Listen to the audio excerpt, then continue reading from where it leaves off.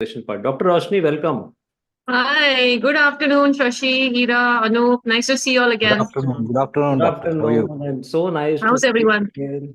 And we wanted you in this inauguration session, and you were there in the first event, in the first day, first show, and your video had made such a very big impact in India that your words still resonates. Certain words still resonates among us.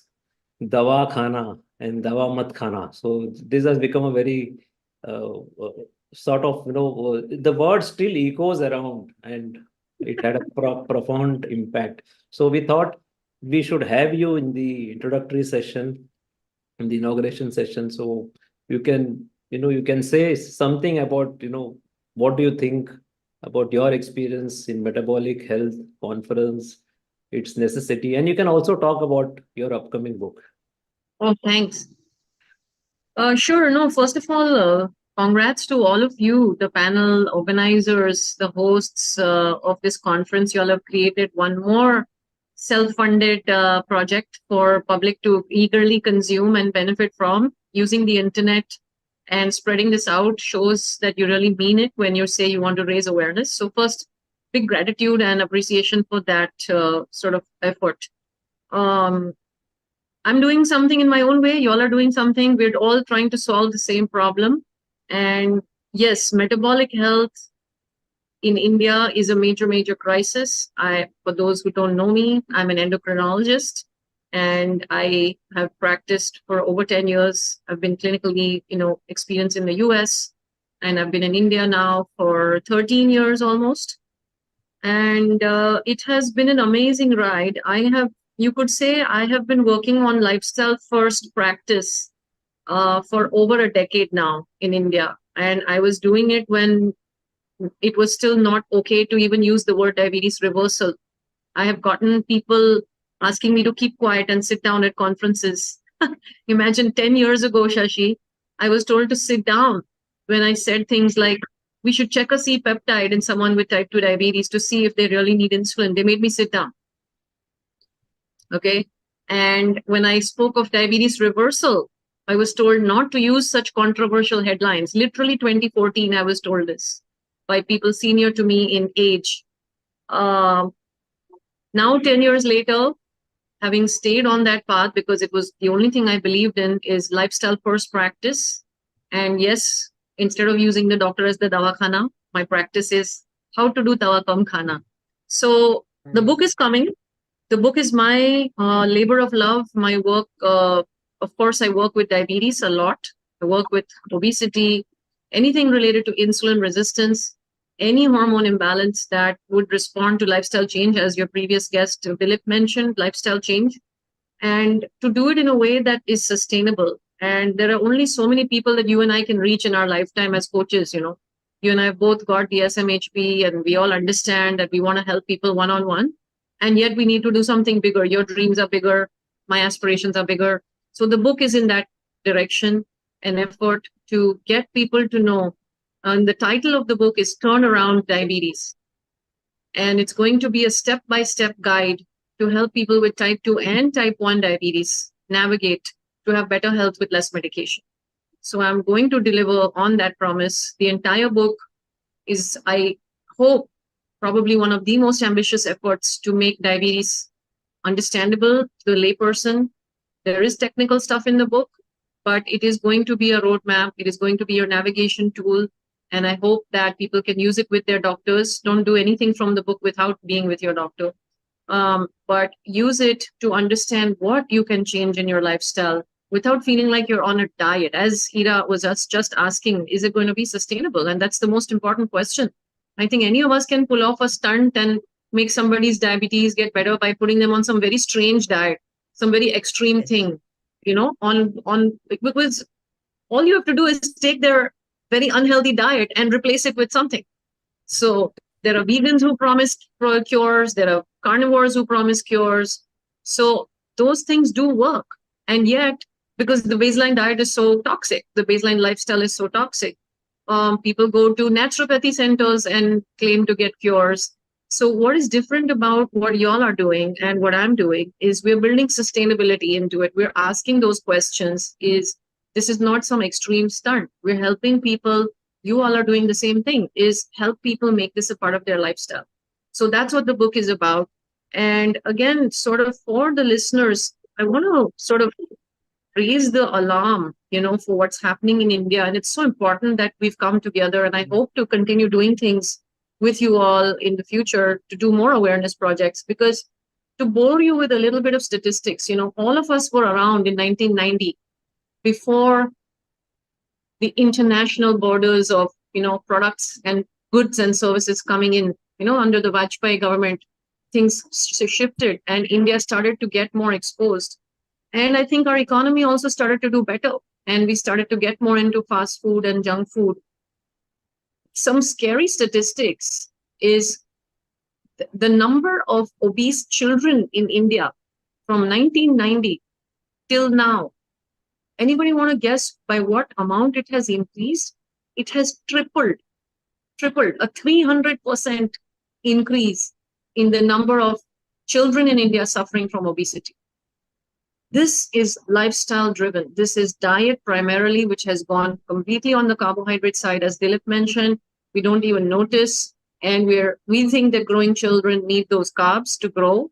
And the books, science books, still say carbohydrates are energy giving foods. So we have a major problem. At every level, we have a problem in terms of awareness. They say protein is bodybuilding food. And then people will shy away and say, I don't want to do bodybuilding. And so they'll be scared of protein. Right? So we have protein phobia.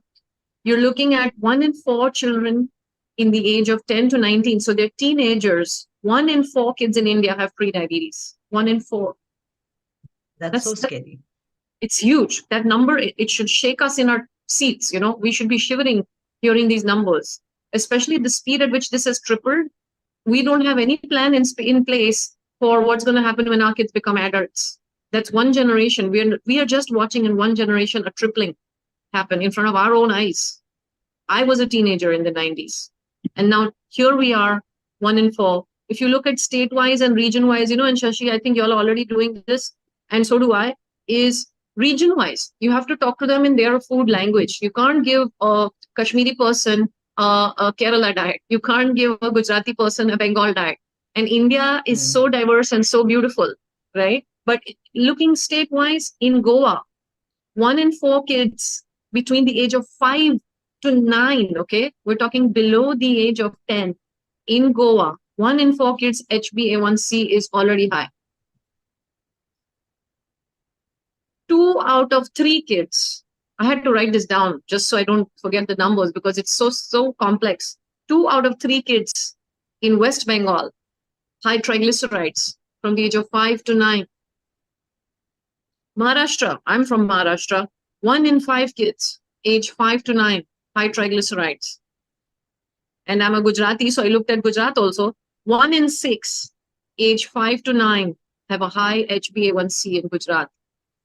And the statistics are there for state-wise. But we have fatty liver, we have kids being exposed to the concept of bariatric surgery. What is going on, right?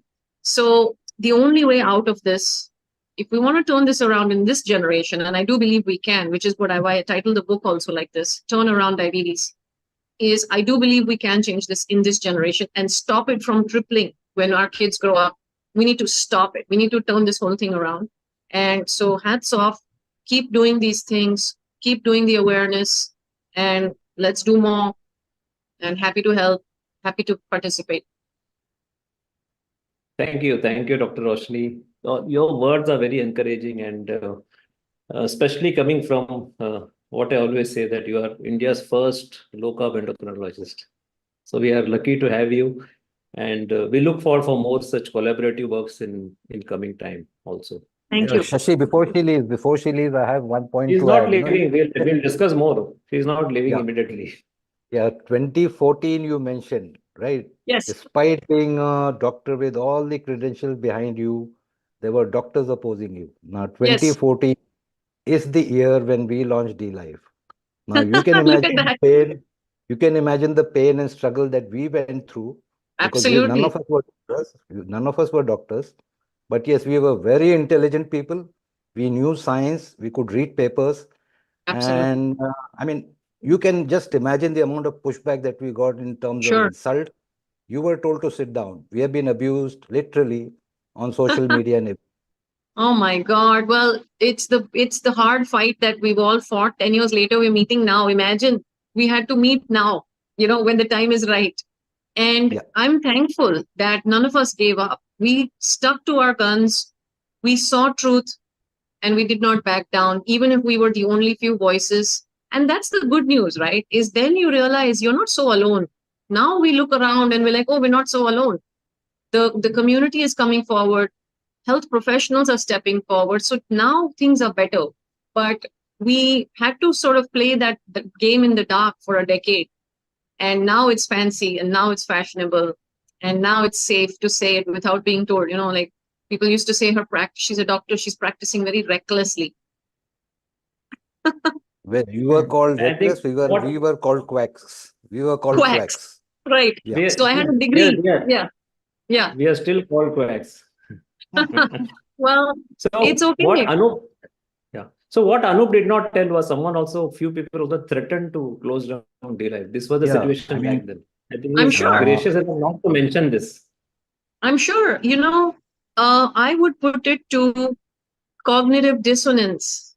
It is a psychological bias that comes in is if something which you are saying does not match my belief system, I'm going to feel such a major conflict that either I will have to flip my belief system or I have to cancel you.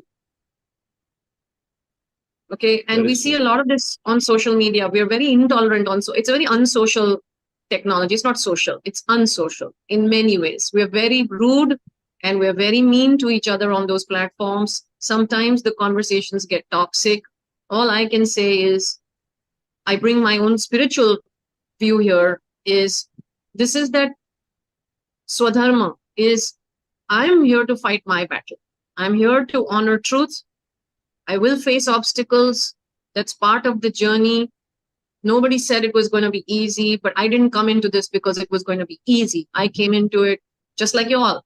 You came into it because you saw truth and you were not willing to compromise on truth. And that's what gives us the strength to keep going. And I think there's a significant step which has happened sometime back, few weeks back.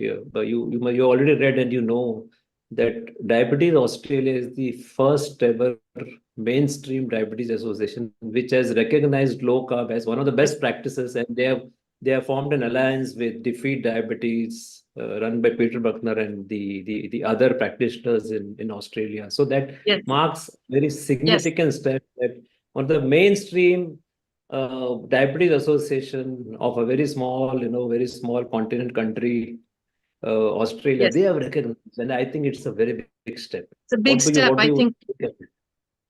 Exactly, I agree, Shashi. It's a very big moment. CGMs are more and more available.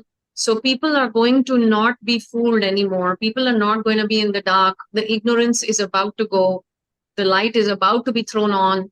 And I really do think, and I'm very hopeful that for all the effort that we've put in and the world, it's not just us, right? I also stand on the shoulders of giants. Whatever I came up with in 2013 and 14, I also read from other experts around the world and I applied it to my context, so we had to go find this information somewhere. Somebody made that information available and we went and found it. So again, gratitude, if we can play a role in this process, and we're just small soldiers in the fight, we need thousands of us. We need thousands of D-Lives, thousands of Shashis and Anups and Iras.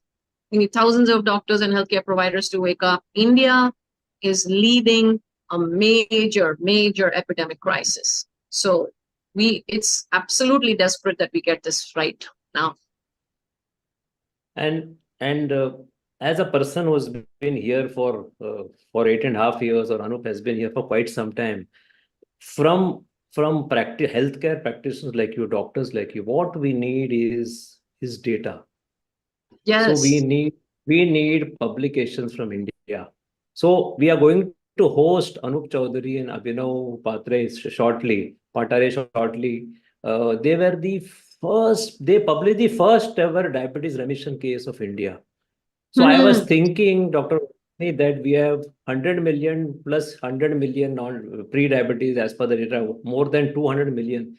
Not one single case study has been ever published in India.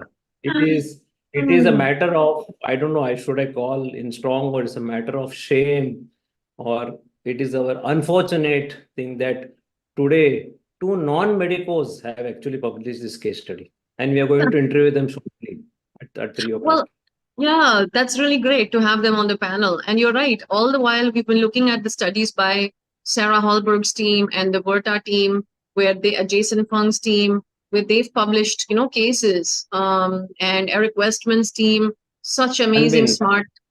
Which one? Steve Finney. Unwin. David Unwin. And so all of these people are publishing it, and we don't have the Indian context to it. Okay, that's great, but how are you going to get everybody in India to adopt all this animal protein? We have a very, very big protein gap here and a cultural perception about protein, which it's not going to be the same experience. It's going to be different. It's possible. We know it's possible, but you need to contextualize it.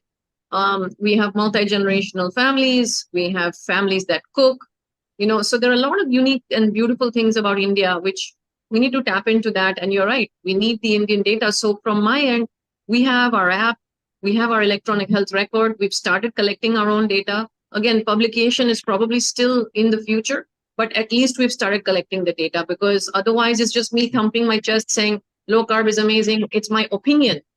And the word doesn't go I don't want to be just telling you my opinion. I want to convince you through science, the scientific process. You should publish the audit, just like Marilla Glant and David Unwin had published. I suggest that you prepare for an audit of your practice clinic. Get it published in Journal of Insulin Resistance or Journal of Metabolic Health, which is now official journal of SMHP. So I think we need Indian data. We need case studies, we need audit data. I think this will open the eyes of many. And you have to do not for you, but for the public, for the larger cause. Absolutely. And then you do all the myth busting. There is no ketoacidosis. People get so scared of these words, or, you're going to go into kidney failure, so-and-so's kidneys, or uric acid is going to happen. People are just sort of blabbering things without any context and gossip. I've started to say it's gossip. If you don't know where you got this information from, you're just gossiping. But until we come with our own strong, hardcore, credible facts, this gossiping will continue, like these little whispers will keep on coming and getting in our way and tripping people up. So yes, I think data is the only way forward. You're right. Thank you. Anup? Yeah, thank you. Thank you, Doctor. Thank you. To add to what, add to what she said about gossiping, I would just put one sentence, on cholesterol, even my domestic maid is an expert. Exactly, right? And you have to get the knowledge to reach them in the way in which they can receive it and understand it. Otherwise, this will become some elite bubble. And in India, we have got such a demographic spread, the socio-economic status, the literacy status, health literacy status. So we're going to continue to have to work in giving this knowledge in the way that person can actually consume it. So that's a success story right there. Yeah. So thank you very much, Dr. Roshani, for sparing your time and coming to inaugurate this conference. Your valuable views and contribution is very much acknowledged, and we need more people like you, more doctors like you in India. Thank you. Thanks. Keep up the great work, team. Thank you. Thank you.